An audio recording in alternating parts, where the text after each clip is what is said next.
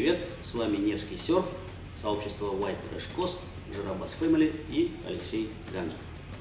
Сегодня мы разберем с вами один вопрос, который встречается в жизни каждого райдера, и звучит он примерно так. Какого хрена скрипит у меня в подвеске? Перво-наперво мы, конечно, грешим всегда на подшипники, поскольку они загрязняются чаще всего и скрипят чаще всего. Скрип появляется во время перекантовки, то есть он появляется тогда, когда мы закладываем доску на одну или на другую сторону. Таким образом, подшипники сразу уходят из списка подозреваемых, потому что если они скрипят, то им пофигу, куда вы наклоняете свою доску. Они скрипят даже, когда мы едем просто по прямой. Следующий подозреваемый – это бушинги.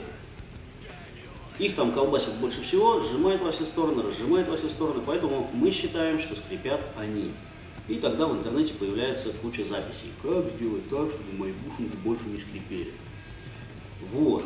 Откроем вам страшную тайну. Бушинги здесь тоже ни при чем, потому что они сжимаются, вытягиваются, растягиваются, но они не трутся. А скрипение происходит именно из-за того, что трутся какие-то детали друг об друга. Вот, давайте посмотрим, что здесь у нас может тереться. И для этого мы нашу подвеску разберем. Что же скрипит в подвеске? Здесь есть такая маленькая, но очень важная деталь, куда упирается палец нашей вешалки на подвесочке. Вот этот палец упирается вот сюда, в то время как подвеска надета на кинки. И именно он издает этот мерзкий скрип, когда он не смазан. Он это pivot cup. Сейчас мы попробуем вытащить. Вот это. Это маленькая черненькая штучечка. Она здесь в небольшой такой пластичной смазочке. И как только она пересыхает, она начинает дико скрипеть, издавая вот эти вот как будто соседи купили себе новую кровать.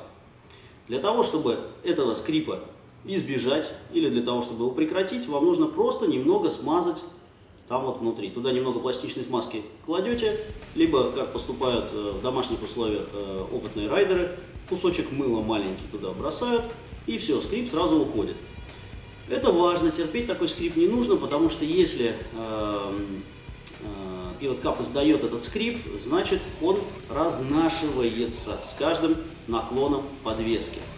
В конце концов он разносится до такой степени, что образуется люфт, потому что в новой подвеске, особенно в ганметалах, люфт очень маленький и трудный, а когда она надета на кингпин, его нету вообще, этого люфта. Вот. Но как только он образуется, это будет провоцировать подвеску на попадание в спид-воблинг, так называемый, скоростной. Опытные райдеры знают, что это такое. Это когда задница у доски начинает мотать на большой скорости, и вы улетаете с нее куда-нибудь в прибрежные кусты. На сегодня все. С вами был Алексей Ганжев, Невский серф, Жиробас Family, White Trash Coast и остальные крутые райдеры и перцы. Пока. Вот это наша подвеска в разок. Супер. Что же у нас там может скрипеть? А хрен его знает, дорогие друзья, что у нас там может скрипеть.